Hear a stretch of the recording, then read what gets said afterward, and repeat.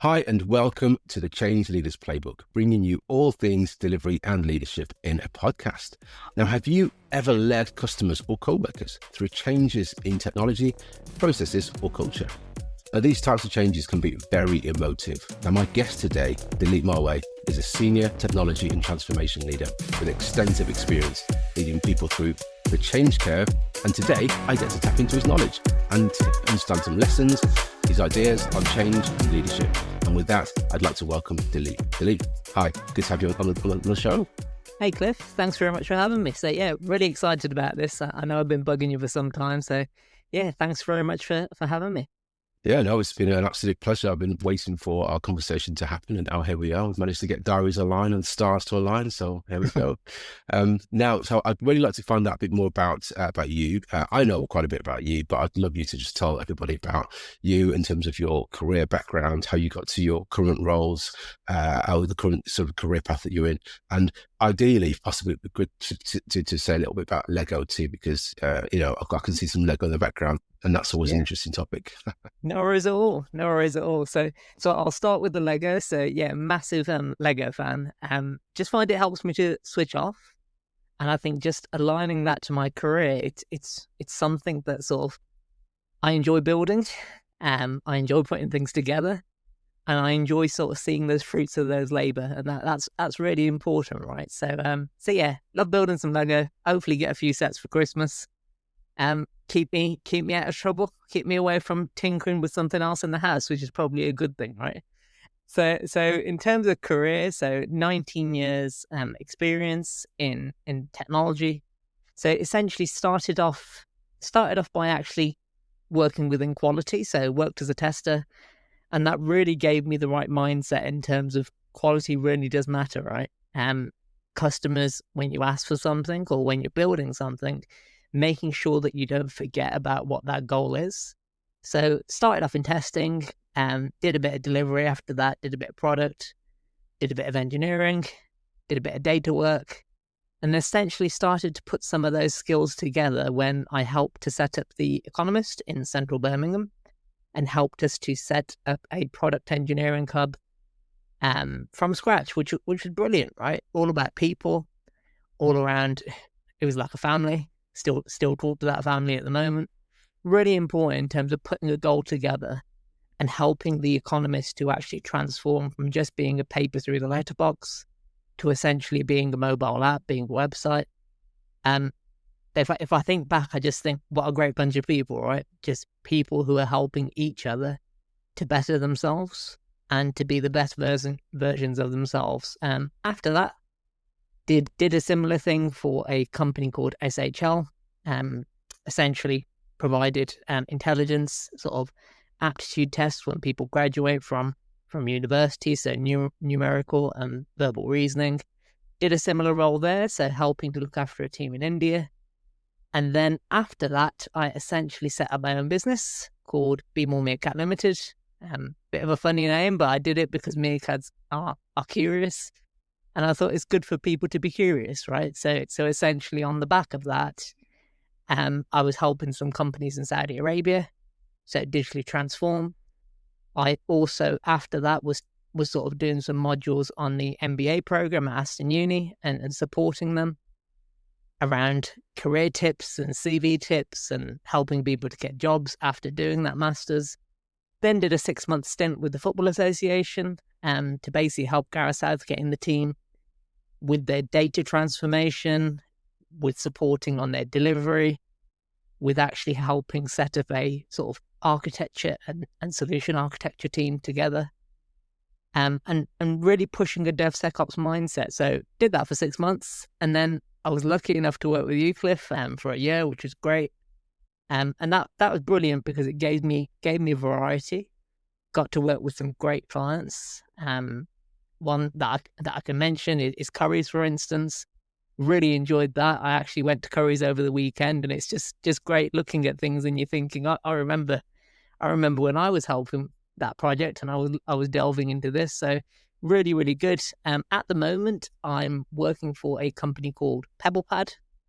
So PebblePad essentially is a e-portfolio platform that helps learners document, reflect on, and showcase skills and achievements. So universities use our product, and my role at the moment is essentially I'm supporting with a data-driven transformation approach. I'm supporting the team to really push that delivery based on value, understanding what our customers want, and establishing what can we change in our practices to actually go quicker. So yeah, really enjoying it so far. It's only been 3 months. Outside of that, as you know, Cliff, I love writing blogs. Got my own blog site. I was writing for Forbes. I was writing for Harvard Business Review. Stopped doing that now because I'm struggling for time. But yeah, I'm still trying to help people. Still doing these sort of podcasts or chats that really matters to me. Outside of that, I'm a trustee for Black Country Living Museum, which I'm really passionate about. But yeah, I'd say I've been very lucky. I've got to help a lot of people, and the satisfaction I get is actually helping people. Right? It's seeing people grow. It's seeing people understand and go through a challenge and come to the point at the end where they can reflect and say, you know what, I've really learned here. I've really feel that I'm moving in the right direction. So seeing a smile on someone's face is what matters to me. Yeah, that's excellent. And, I look at that and I think when in your experience that you've had with change leadership and taking people through changes and even implementing new technology, that's great. But what really matters is the experience that people have and getting them through the emotional aspects of it. Right. And quite often it's just not, it's overlooked, right? And I thought, it'd be fantastic to tap into your background experience in terms of how that happens in a way that's, I suppose, equitable and relational and enables changes to really land and be maintained. So with that, my next sort of question for you really is just around navigating the organisation structures that needs to happen, which is important within sort of transformations and large change programs. How do you go about doing that? How would you personally do that in a way that doesn't completely lose people's confidence or lose people's connection with the changes at hand? What are your sort of tips in that space? Sure. I think what's really important, firstly, is understanding that you've got people not just at one level, but you've got a multitude of people who are on different sort of segments of the journey. Some are further ahead.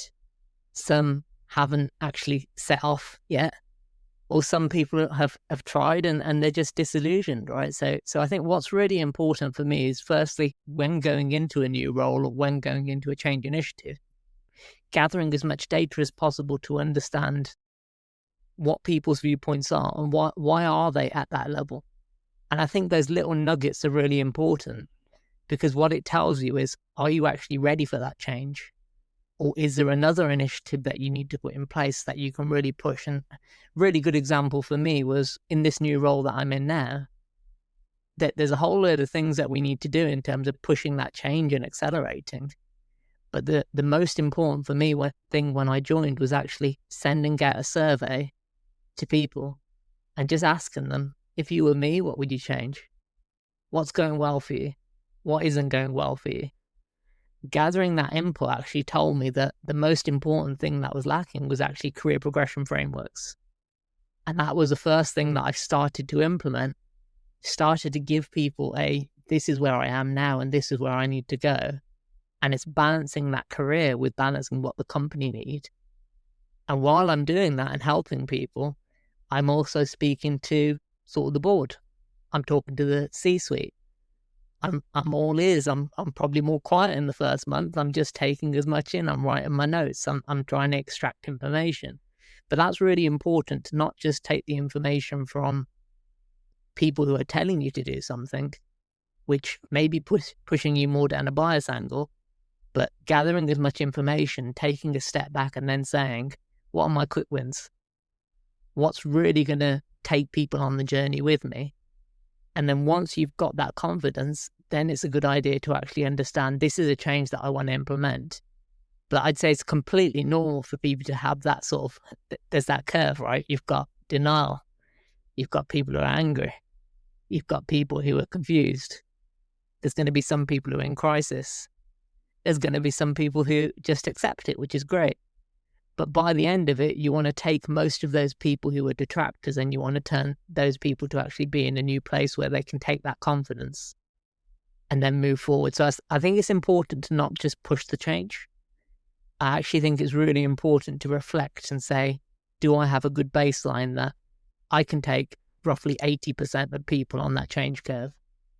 Whereas normally when I go into roles, I see probably got about 40% here. Most people are detractors. I need to get that number up. I need to get that confidence up first. So I think that's the key learning for me. Probably say early in my career, I probably would have been one of those who was more stuck into just say, you know what, day one, push the change. Let's just see what comes out. And you've got a lower success rate. Whereas now I understand the importance of patience. I understand the importance of reflection. I understand the importance of reflecting at certain points and moving forwards. Sometimes I think there is a time to push change, but it depends who to and when and Right. the scale of it, right? Yes. But for the most part, I think you're dead right. You can't just drop something on people and expect it to actually work and stick and be Right. utilised. There's also an element there around in pushing change to people internally versus your clients or customers. That opens a whole new sort of can of worms in terms of how best to extract information, like you said, and also respond appropriately and manage the Yes. right messages as well. So there's lots in there. In terms of there's lots of books written about change curves and managing change management, things like that. What I'm actually more interested in is your own personal take on the things that you've learned and what you would do again differently if you had a chance. I think the thing for me is, so in my head, Cliff, how I understand how something will go versus how it actually goes, and trying not to just interpret that everyone thinks the same. And I think that's really important, and that's something that I definitely share with people, that don't always assume. I think it's a good idea to speak to people first, just to get their take, to understand risks, to understand, do we have any issues? To understand, is there something else that's holding us back? And I think that's the biggest learning for me, that I definitely say now I'm in a position where if I do have to push change, and that's an urgent change need, I will raise those risks. I will be very clear on this is the risk of doing this. If as a team we then say, you know what, we still need to do it, we understand that impact and we've made that decision as a team. Though I'd probably say initially it was probably one of those where I was a bit more hell-bent just to make the change. So I think the key learning for me is probably understand whether you need to make the change. And one question that I've always asked myself now is, what's the impact of us actually not doing this? And I think another one that I've had to bring in, and this is more so because I think when you're working with a board, when you're working with an SLT, that they don't have the time to understand the journey. So the most important thing to them is fast information that allows them to distinguish what they need in that instant. And that's where data has been really important. So if I can't implement data on top of a change, it's far harder for me to keep that higher level on the journey, which has led me to actually then say, do we actually need to make that change, yes or no? And that's been really important for me. So if I'm thinking about things like AI initiatives, and I'm pushing an AI initiative on my team, what data can I gather?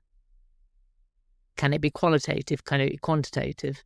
And I think that's really important. That's the big learning for me now, Cliff, that I'd probably say 5 years ago, you could go more with sort of qualitative information and it worked.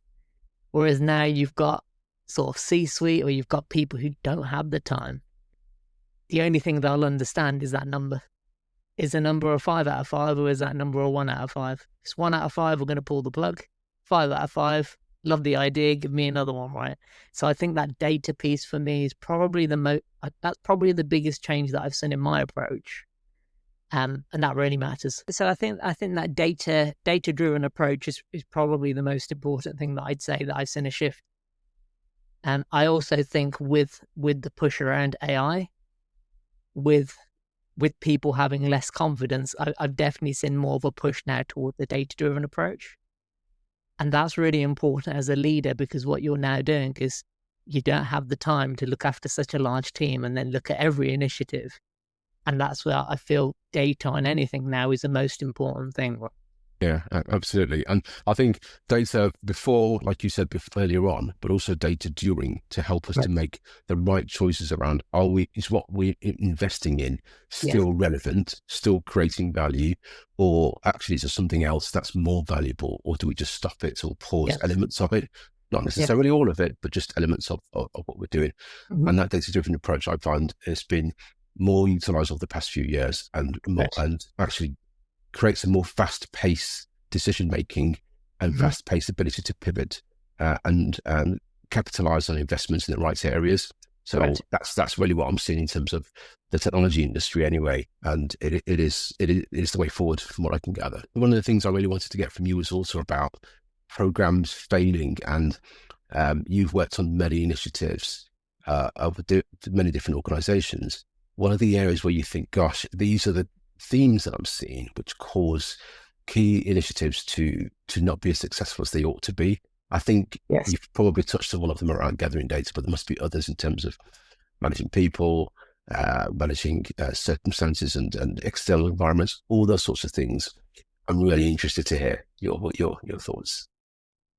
Sure. So I definitely say that the first thing why I feel programs generally do fail is a bit of a fear of failure. So it's a bit like what people will essentially have is they're so scared of not delivering, it means that they won't take a risk. But it also means that they set themselves up to fail because they're not, people generally, when they're worried, it causes stress and people start to go in their shell. And what you essentially find on the back of that is the communication drops. Actually, by the communication dropping, you're actually raising the risk, which then raises the amount of issues. So the first thing I'd say is, as leaders, I think it's really important to give confidence to your team such that they can make decisions themselves. Can they deliver in the time that they need to deliver? If they can't, is the scope right? Have they actually critiqued the values so much that they understand in the time that they've got, they know that they can still get enough value out of it? That's the first one that I'd say. The second one that I'd definitely bring up is people speaking the same language. And what I mean by that is, I've been an engineer myself, right? So you're talking and you're really proud of a framework, you're really proud of an architectural piece, and you're just talking because you're passionate, right? You love it. It's coming out in that way because you've spent months on a framework.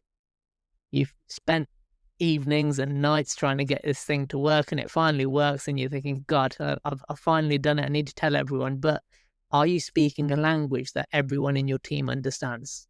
Whether that be a technical person, whether that be a junior, whether that be someone who's never touched tech in their life.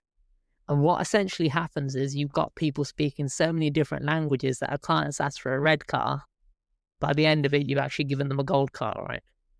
And I think that for me, I've been in so many meetings, Cliff, where I've just said, let's simplify. Give me an analogy for what you're trying to say. And I think that's really important, that a successful program or project for me, and you know this better than me, Cliff, because you've done massive ones, but it's essentially making sure that you can keep everyone on the journey along the way. And as you start to drop people off, what starts to happen is then little holes start to appear, little cracks start to appear. Before you know it, you've got a leaky house, right? And then you've got a broken house at the end, and the client wanted a brand new house, right? So I think that's one big learning for me, just that sort of making sure that everyone's speaking the same language. And that's something that you've also done sort of in a consultancy role, Cliff. It's very, very key. It's actually going into those meetings and taking a step back and actually seeing whether you can see those signs. How are people talking? How are people explaining technical things? Are they explaining them in a non-technical way? Are people smiling? Do people look like they're enjoying work? And they're probably the cues that I didn't focus on enough initially, Cliff, when I did these sort of roles. Initially, it was more so, done a Prince 2 qualification, got my book out, written a list of, do I have risks? Tick. Do I have my issues listed? Tick. Are we using Jira? Tick. And then you'd think at the end, God, I'm still delayed it. I've done everything. I follow Prince too. It's all great. But I think it's those learnings, or those sort of, some people say sort of the scars that you have, that you've learned from, that then lead you to ask those certain questions that you have. So things like, you'll probably see me talking a lot about, have you thought of a plan B? Will the rollback plan actually work? A lot of those questions actually come from things that have gone wrong probably at the start of my career. And I think that's really important, right? You take those with you and you ask those questions to try and help people through. And that's what I really value, right? It's using that experience to help as many people as possible, so that they can then take that question and they can ask that question if I'm not in that meeting, right? Yeah, I mean, there's as you were speaking, there were so many things that came to my mind that I can definitely resonate with, and some new insights as well. It also reminded me of a few things, which just brings back some scars, actually. So I'll just tell you what they are. One of them is not setting clear direction of expectations. So from a leadership perspective, it's one thing setting a lofty goal and a lofty vision and all the rest of it, but then actually saying, this is what I need from the team. This is what I need, what great is going to look like. And then continuing to reiterate that consistently to the team, especially as new people come in and old people leave. That is what I've seen that as cause, or lack of doing that for me, has contributed towards unsuccessful programs. And it seems like a straightforward thing, but it's actually critical, because that continuous thread is missing and it's lost. So that's one thing that you reminded me of. Also, people spinning too many plates. Now, being busy and active and working long hours, there's a time for that. And of course, it can be very fruitful. But if you do spend a lot of time doing too many things, you're not doing many of them very well. And so where I found I'm more productive in a role in leading changes, where I focus on the big things almost one at a time. And it sounds counterintuitive, but if I focus hours and hours on one thing, then move on to the next thing, it allows me to really think clearly and deeper on that thing and resolve it better without kicking the proverbial can down the road, actually. And that's one of the things that I've been learning over the past few years, that this is it's actually a better use of time to solve problems than trying to solve them all at the same time and multitask, which I can't do. You mentioned about the sort of the looking at the plan Bs. And I think you're completely right, because the happy path is always the one that people spend the most time on, and almost ignore the other options and other possibilities of what could happen, which invariably do happen. And then the third thing which you reminded me of was not saying that you don't understand things. I have these many visions of people talking in meetings and talking about amazing sounding things. But when I leave the meeting, I just sit there thinking, does anybody actually agree on what we're going to do next? We're actually all speaking about the same thing in the first place. And does everybody actually understand the terminology that each person was using, which is exactly what you just said earlier on? And I think a lot of that is getting your pride out of the way. So admitting, I don't understand that word. What is it? Can you explain it further? And then we can have a more meaningful, sensible conversation. And so you just brought back so many flashbacks to me when you were saying that. And I just thought I wanted to get that out. But very therapeutic, very good to hear. Thanks for sharing. I enjoyed that. Enjoyed that reflection. I'm really keen to understand you as a leader, as an individual leader. From my experience with you, you're a great leader of not just teams, but people, in terms of individuals, and very relational.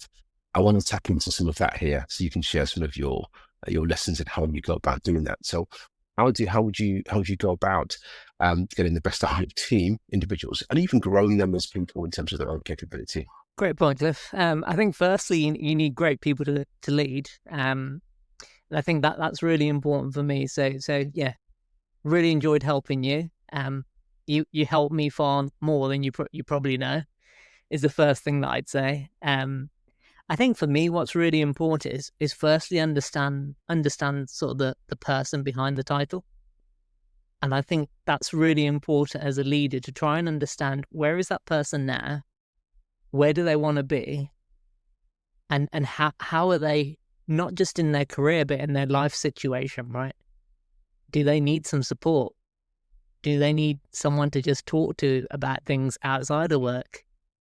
Are they at a point in their career where they need to slow down for a bit because they've got so much going on outside of work? And I always say these things balance out at work, right? So know where your team is, know sort of where they need more support versus when they don't need support.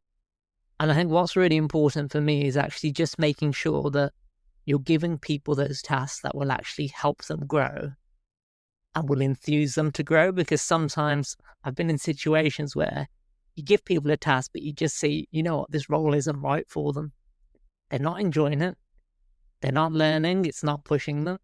And I think it's important to have those conversations. So for me, I feel that a career progression framework, I touched on this before, is really, really important because it allows the person to drive their career.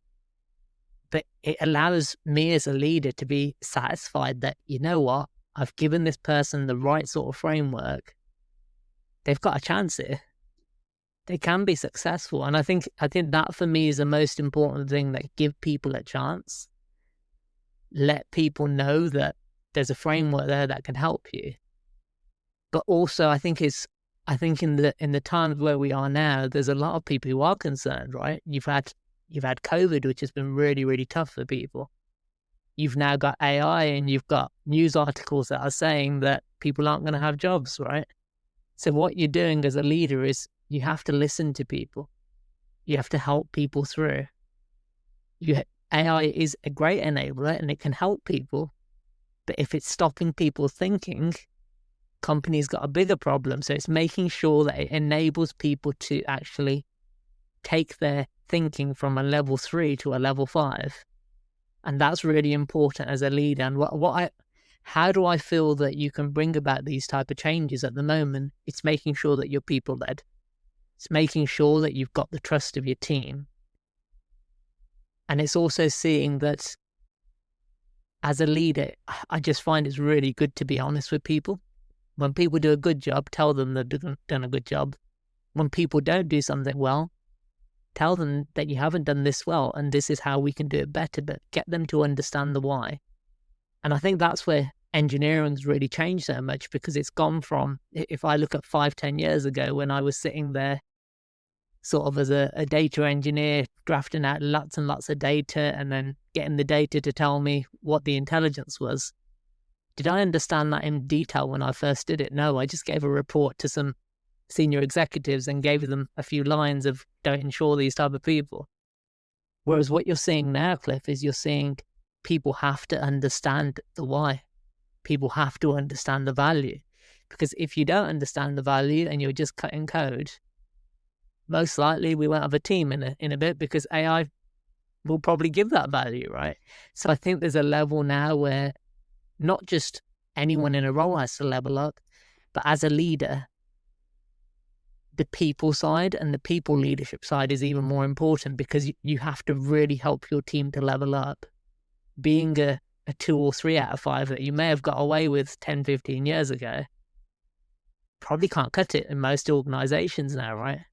So I think it's really important, those talking to your people, understanding their concerns, helping them through is even more important now. And I've just noticed that pace of change now, Cliff, is completely different. Before you probably had a curve that was like that. Now you've got a curve that everyone wants that, right?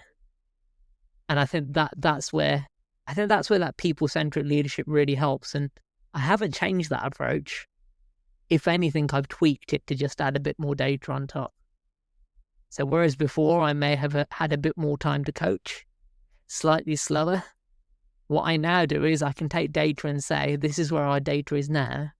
What do you believe we can do to take that data up?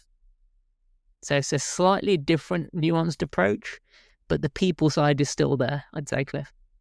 Yeah, that's a good way to look at things, especially as the world is evolving big time.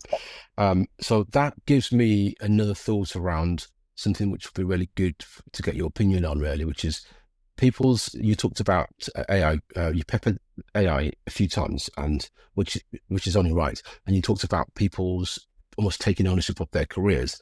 What would you say? What sort of guidance would you give to somebody now in terms of someone in the tech industry or somebody who works on programs to think about the advent of new technology that's coming now? What would you say to them in terms of being able to stay ahead of the game or to keep themselves current so that they can embrace what's happening now, embrace the future, and maintain relevance? And I'm saying that with the thought process that the roles that exist today probably will not exist in the same format tomorrow, and the new roles which don't exist today will exist in the near future. So, what's your take on that? I think for me, I'd firstly say don't fear the change. It's a bit like that. I remember a very long time ago, and when I started off in testing, Cliff, you had these shiny new automation tools, and you had all these people thinking, "Gosh, testers aren't going to be here, right?" And they are still here. They've just worked out a way to actually use the enabling technology, which is automation. And they've used that to their benefit, right? Because they've leveled up in terms of thinking outside the box. And I think AI is exactly the same, Cliff. What I'd say to people is look at areas of your role where it can really help you level up. And then see those other areas where it can't and just make those 10 times better. And I think that's really important in terms of if I look at myself, and there's a certain decision, and I'm thinking, you know what, I don't really know what to do in this decision. I need something to get my brain going, right? A bit like the oranges that people have on a football pitch at half time back in the day, where people brought in the oranges, cut them in half, and they say, you know what, we played rubbish first half. We need a bit of a boost, bit of vitamin C. Have some of those oranges, and then you're good to go that second half. I see AI as exactly the same. If I need that little boost, if I want to know what other companies are doing, if I don't know how to take people on the journey of change, use it. Use it as that kickstarter, use it as that ignition, and then go from there. And I think for me, tech has always moved super fast, as you know, Cliff. I think if you sit there thinking about what is going to happen in 5 years, essentially you've lost a bit of time where you can actually try and get ahead yourself, right? So I think for now, for me, Cliff, what I'm saying is live in the now, understand the challenges that you're facing, understand the problems that you're looking to solve, and keep doing that, because people will always need problem solvers, right? Absolutely. And I think that's an important mindset for me personally, to not say, what do I need to level up in? It's more so, what value can I add on a daily basis? Can I get rid of some of my Post-its on my desk? And you know what I'm like with my Post-its. So yeah, I think that's probably the important mindset that I'd recommend to people, that don't get caught up in the worry of what's going to happen. Have control of sort of where you are now. Yeah, that's a great way to conclude your sharing of knowledge, for sure. I'm going to give you a really, really quick opportunity to ask me a quick question before we wrap up. So if you've got anything that's been burning that you've been wishing to ask for ages, but now's the chance to do it. Sure. I'll stick to my AI theme, Cliff. So I was going to, from a delivery perspective, so from a project and program perspective, what changes have you seen in this area that really excite you around delivery? So I would like to say that I can see a way where you can just say a word and a massive, incredible plan comes out and everyone's names are assigned to it and they all agree on it. That hasn't happened yet, so I'm just hoping for somebody to create that for me, in which case my job will be a lot easier. But what I have seen, though, is things that probably everybody is starting to use now, which is when I'm sat on my own trying to think of ideas around how to go about solving a problem, using AI as a sounding board is really useful, and it helps me to get to problems quicker. And then I can start using that brainstorming exercise to come up with a solution and a way forward. That's been great because it means I don't have to always wait for a meeting or wait for certain people. And it helps me to refresh my ideas and come up with new ideas based on the suggestions that AI has come up with. I've found that very valuable. Has it taken work away from me? Not really, to be quite frank, but it's helped my thought process to be more efficient and more effective, which means hopefully I've been more effective as a result of that. In the short to medium term, I'm hoping and I'm expecting that AI will be utilized from a sort of delivery leadership perspective in a way that helps people to do less admin, like less creating PowerPoints, or less, like you say, creating plans, and more thinking and relational activities, spending time with people. That's where I'm hoping AI to go to. And I'm a big advocate for that. And let's see what happens in the future. Brilliant. That was really interesting. Really great thoughts. So, yeah, thank you very much for having me, Cliff. You too. It's been a pleasure. Do you have one final thought to say before we wrap up at all? One message you want to give? I think it's just keep learning is what I'd say to people. And one thing advice that I've always given to people that I look after is just make sure that you're learning one new thing a day, whether that be in an interview or whether that be with someone else. And I think that's really important. Absolutely. That's a great way to wrap up. I always say, learn one new thing as well regularly, and also try and do one thing that scares you as often as possible, ideally daily. And if that does happen, I think you'll be better for it. But yeah, Dileep, thanks as always. It's been a real pleasure having you on. Hopefully we'll catch up again another time. Thanks, Dileep. All the best. Thanks, Cliff. Much appreciated.